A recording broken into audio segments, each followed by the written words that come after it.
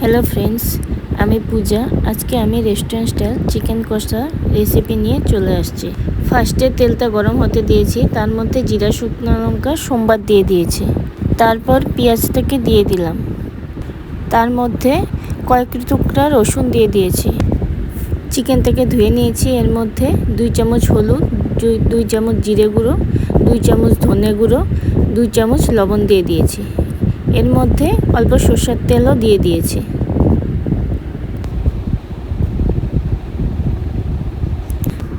আদা রসুনের পেস্ট দিয়ে লঙ্কা দিয়ে ভালো করে মেখে নিচ্ছি।